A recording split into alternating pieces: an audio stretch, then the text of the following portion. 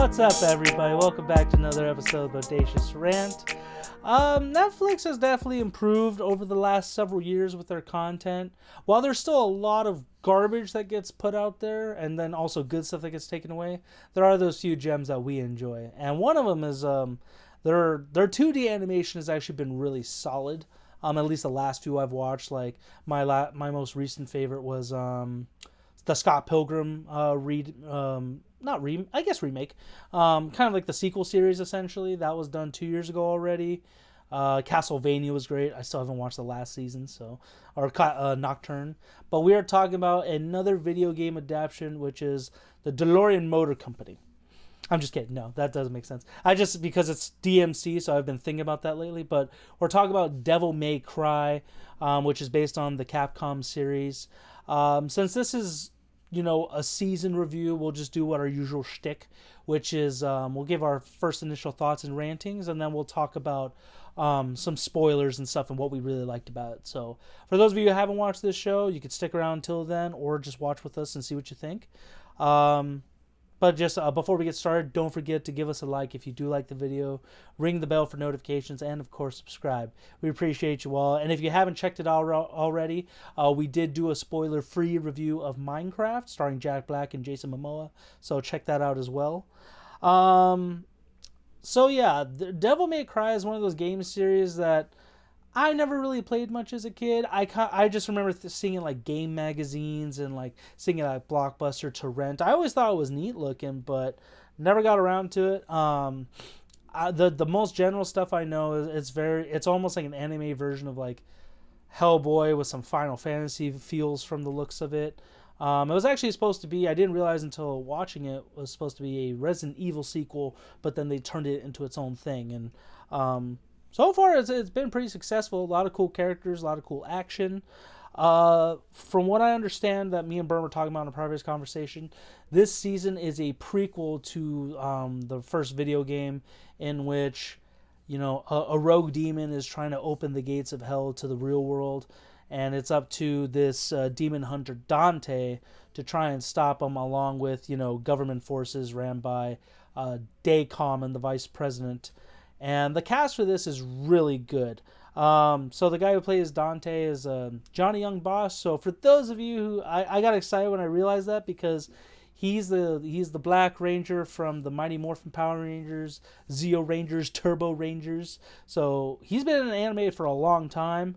The other two actors that I really liked in it were Scout Taylor-Compton. For those of you who don't remember her, don't know her, she was in the Rob Zombie Halloween movies as the main character, Laurie Strode. So I liked her in that. And also, I will say this is the last, at least as far as I know, the last awesome voice acting role for Kevin Conroy, God rest him, who was Batman for so many games and television shows. And also another actor who did really well, I'm just not familiar with his work, which is Hoon Lee. He played the main villain, a.k.a. White Rabbit. And yeah, I like I said, because animation-wise, I'm glad that this is 2D with some 3D, aspects to it, which is fine. I'm kind of over, a lot of shows for a while with Netflix were 3D animation, and it just always turned me off to it. So I feel like 2D is slowly coming back into popularity, thank God. Great action, a lot of great, pretty solid dialogue, actually, with this. And it's very supernatural, violent, very anime-esque. So I'm going to give this show a 4 out of 5.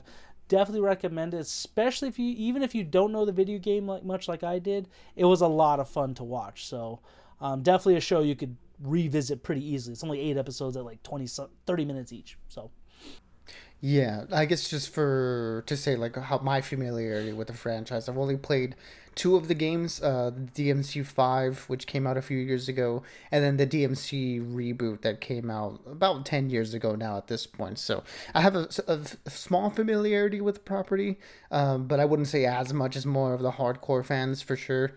But enough to know the idea of this world, these characters, and kind of where they come from. So coming into it, I was very excited. Also, the team behind Castlevania being behind this too.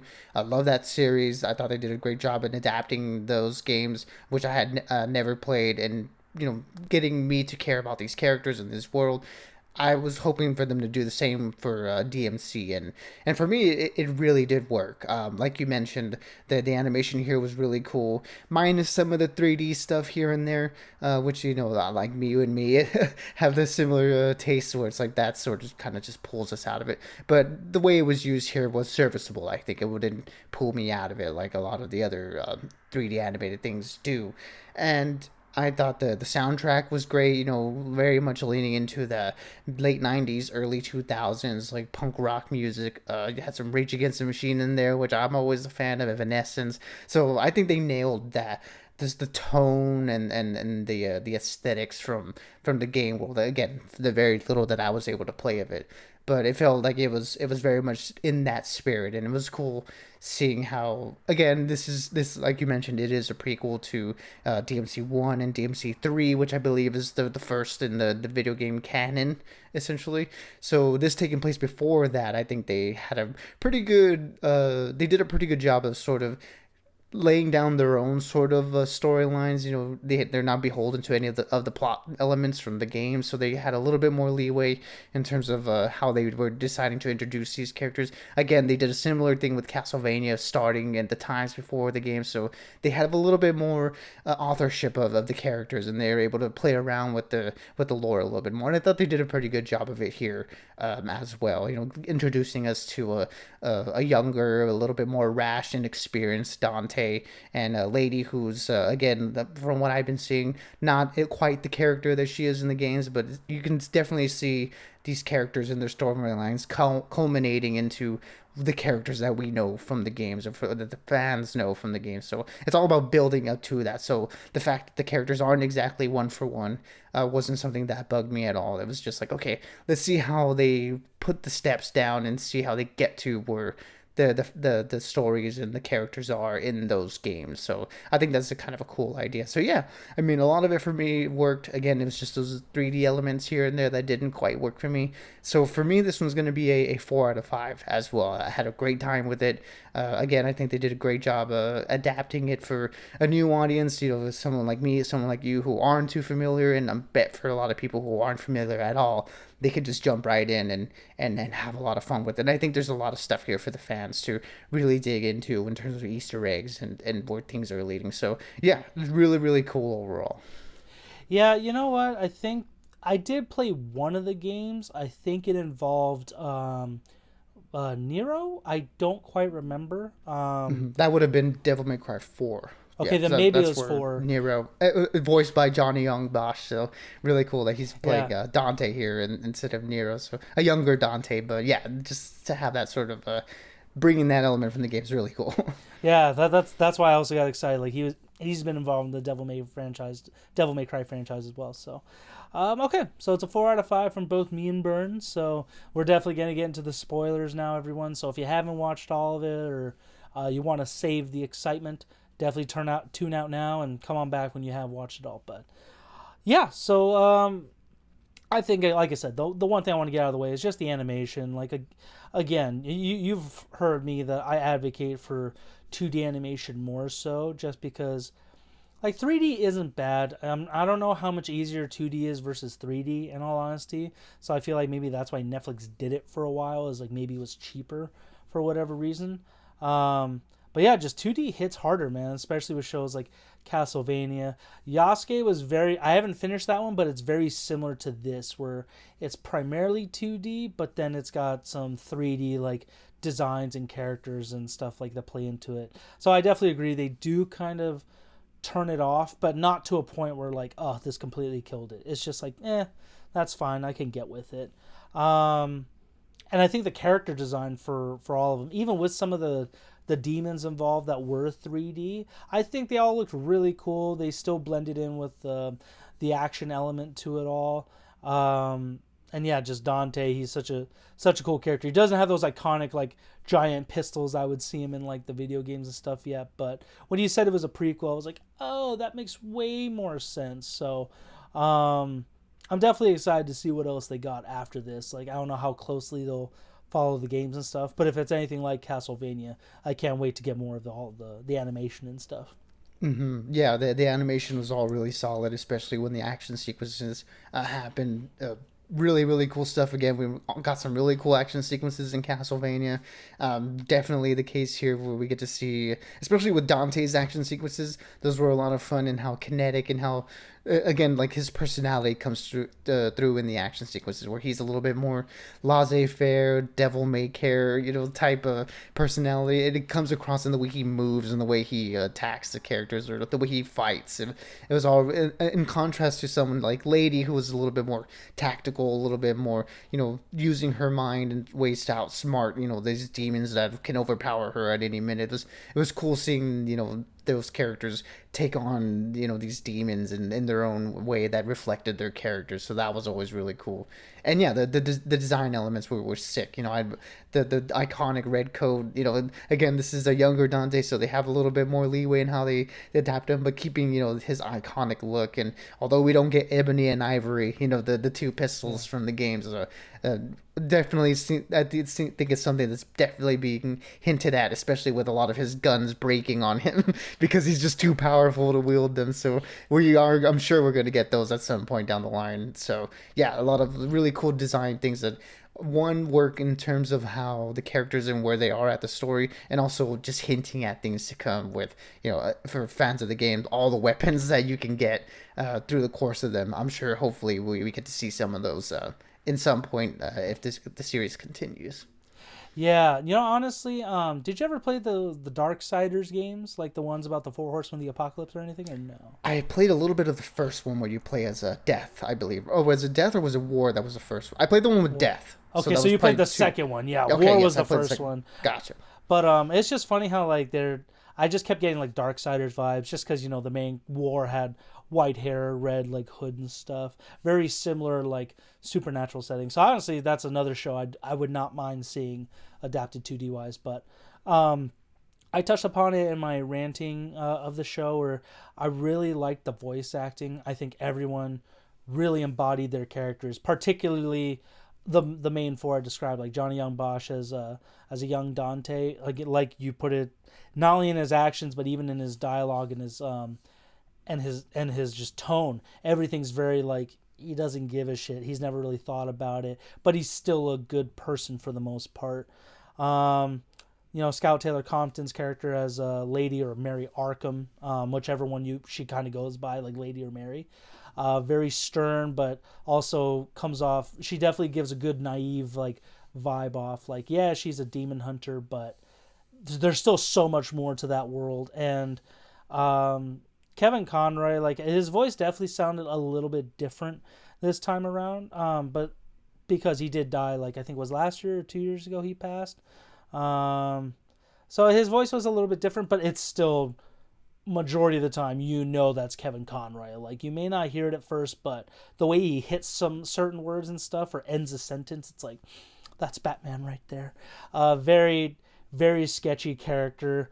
Actually, while we're kind of talking about it, and then again Hoon Lee as White Rabbit, very very creepy, but very like what's the like a mysterious vibe about him. So I really like that aspect. Story wise, which is the next thing I was going to kind of talk about. How did you feel about White Rabbit's like origins and how he became the villain and stuff like that? Just seeing what you think about that real quick.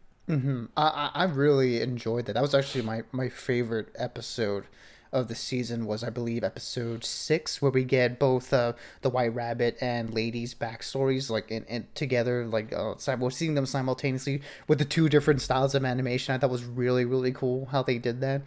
But yeah, I thought it made him a more interesting villain, seeing as how he is actually human who crossed over to the demon realm and was basically raised there and was cared for by these like lower level demons who aren't exactly the evil monsters that we expect them to be. So seeing his transformation go for someone who's like a freedom fighter, someone who's trying to help these refugees essentially after some horrible event, seeing that sort of change him into where now that he's not exactly he's using the idea of being a freedom fighter and wanting a better home for his people as an excuse to sort of get payback against Darkcom and Lady and all those other characters who wronged him and who did that horrible act that we do see in that episode. So yeah, it was a cool idea seeing how, what something starts off as good intentions after a tragic event just gets warped, and we see how a path to freedom and and safety can turn and twist itself into, a path of revenge, where now he says he cares about the people that he's with, but really they're just a means to an end now for him to get payback against those who wronged him. So yeah, all that really worked for me, and I think Hoon Lee's vocal performance really sold that as, someone who's very charismatic and very imposing, and someone who you can see as a leader. You can see the two sides of that, where he starts off as this good person, and then you can see how on the opposite end of it, how it's become twisted, and how he's this darker, more nefarious version of himself. Once that rabbit mask comes on, it's no holds barred. It's him on a warpath to get what he wants, and what he really wants at the end of the day is revenge. Yeah, no, I definitely agree with it, and I really liked that episode too. I liked how it actually changed anime styles depending on, like the events that happened in that. Like it went from traditional anime to that very like rounded, like cartoonistic version, like in Scott Pilgrim actually.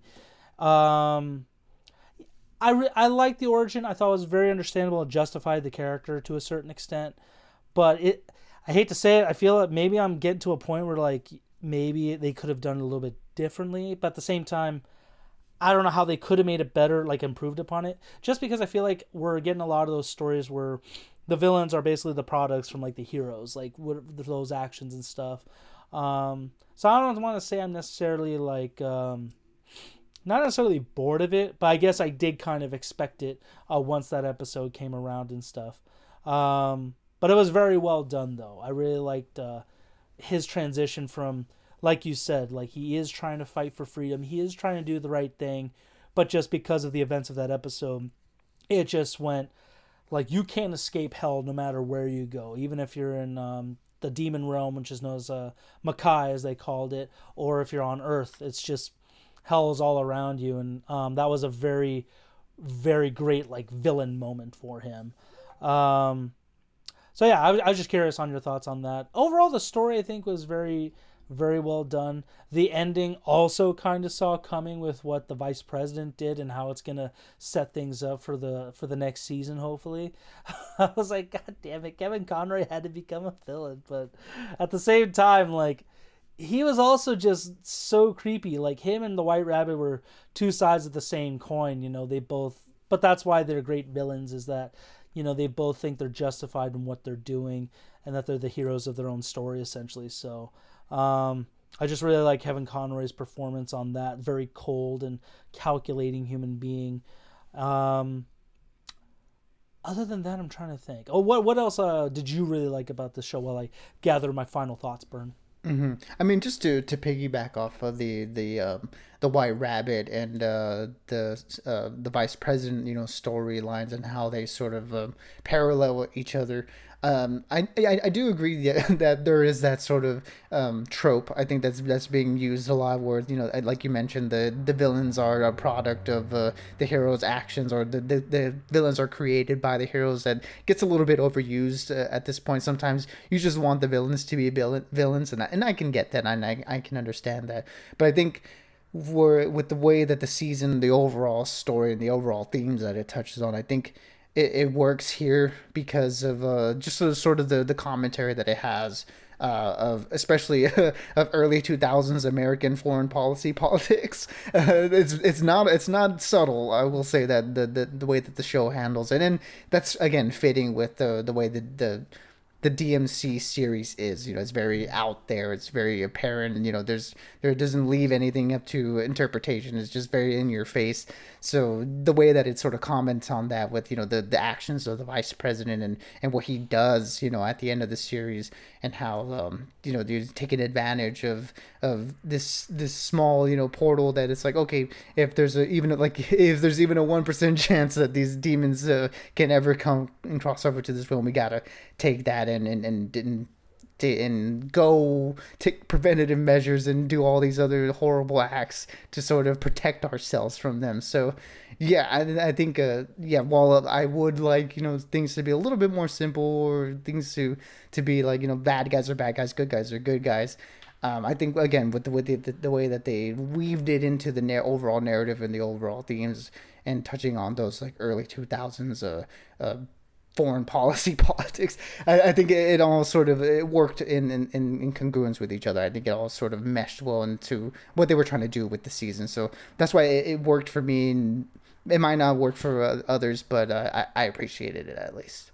No, yeah, and I'm not saying it was bad or anything. It is getting a little tropey, is the point I'm trying to make. But at the same time, that's honestly sometimes that's literally been some of the best villains around. Batman's rogue gallery, essentially. All those guys are essentially products of Batman or their own undoing. And you put it best that it definitely is reminiscent of our foreign policy, both current and previous.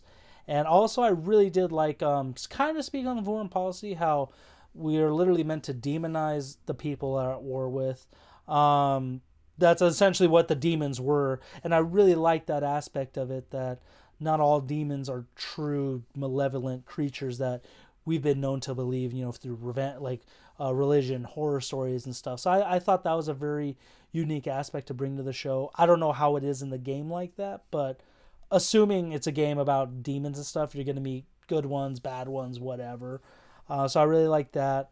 And I forgot that it was Capcom, so I guess the last thing I really liked was just the Capcom references. We see a little figurine of Mega Man in there. So not necessarily that he's real, but because that's also Capcom, you never know. And I like that it referenced Raccoon City from Resident Evil. So again, when I was watching that and they made that reference, I'm like, damn it, I want a new they need to do a Resident Evil show again, but like traditional anime, not that 3D one like they did in the movies that came out a few years ago, or the live action one that was very liberal with the Resident Evil universe. That I know I didn't finish it. I didn't mind it from what I saw, but yeah, it did not. It was not well received by like anyone, really, critics and fans alike. So that's definitely. I mean, this show I think is done well for Capcom 2D animation. So I think they Netflix should definitely be more open to making more of those adaptations and properties. Mm-hmm. Yeah, and then the Mega Man figure and the Street Fighter, arcade. Oh, quick that's thing. right. I missed that one. Yeah, it's all like, again, it's really cool stuff. It would be interesting to see if any of those properties get any sort of animated adaptations. I would love to see a Mega Man show in the style that we got to see in Secret Level. That would be amazing. That was an amazing 3 minutes that we got in that show. So any more of that would be nice. Seriously, it was not enough in that Secret Level episode. They did Mega Man dirty in that one. So.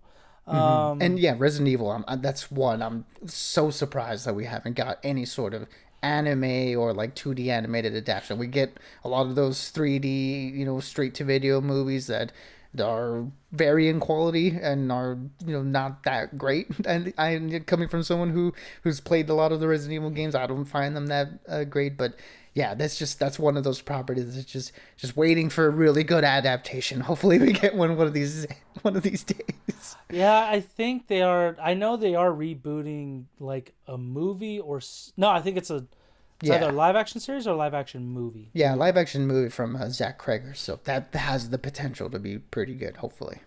Yeah, I mean, I think we're definitely getting better with video game adaptations. Like, I just saw more news today on A24's Death Stranding adaptation, how they got the director from Quiet Place Day One. So that's a weird one. I need to finish that game. I don't know if I ever will in time for the second one. Probably not. You know me the best, Burn. I know you give me crap for that. But it's all, for the truth of it. But I think it's great. The only things we haven't really heard much about is Metal Gear. I have no hope that's coming out anytime soon. Spawn, that's also in limbo, but that's more of like comic book adaptation. And then yeah, but either way, at least we're getting some solid content like this one, Sonic, Scott Pilgrim. That's more of a graphic novel thing, but still video game themed. So yeah, I was very happy with this, and the music, like you said, I love the 2000s throwbacks, man. Like a lot of these songs I remember, especially the intro song, by Limp Bizkit. I was like, what? Like that's it's very interesting choices, but they're so much fun to listen to, especially one where Green Day's American Idiot came out. I was like, man, I remember that when it came out as a kid. That's still a great song. I don't give a shit. Yeah, all those songs are really good, and yeah, the fact that Limp Bizkit song was the intro, I never would have pegged that for a intro music song, but it worked. It really worked to sort of establish the vibe of the show. Just rolling, rolling into the action sequences and the over the topness of this series. And yeah, it just was really good tone setter from the beginning. And that was one of those intros where I rarely ever skipped it. I don't think I ever skipped it, like maybe once or twice, but it was just one of those. I just want to listen to the song. It got me jacked. Like when we were playing Siege and you said speed and aggression, it just got me jacked going and really looking forward to it. So, that's about it for me. Oh, like I said before, I definitely recommend this, whether you're into video games or not. If you like anime, I think this may be another fun one to watch. May not be your favorite, because I know some anime fans are super hardcore, but this is definitely one I think to check out at least. So, yeah. Anything else from you, Bern, that you really liked about it or want to give a shout out for? No, I mean just in a year that's off to a really good start with animation. We've had Castlevania Nocturne, we've had Creature Commandos and Secret Level. This is, I think, definitely up there with a lot of those really good ones. Hopefully, we get more good animation coming down the line for the rest of the year. But yeah, a really really solid start to the year in terms of animation, where movies have kind of been hit or miss here and there. Animation has been off to a really good start, and this is definitely keeping in line with that for sure. So yeah, looking forward to more stuff, and had a really great time with this one. Yeah, exactly. I'm really glad I tuned in and binged through this one. So yeah, for those of you who did happen to watch the show like Bern and I did, feel free to let us know what you thought about in the comments. Would love to get everybody's thoughts on there. Any other favorite animes or video games you guys want to see? Let's keep that conversation going. It's always fun to do that. But yeah, we're in Prime in April, so got a lot more stuff coming out. Andor's coming back. We also got Last of Us Season 2, which is getting a lot of buzz. That's another great video game adaptation. Probably the best one that we haven't mentioned in this one, but it's up there. Until next time, everyone, stay bodacious and keep on ranting for us. Absolutely, everybody. Be good, be safe, and as always, we'll catch y'all on the next one.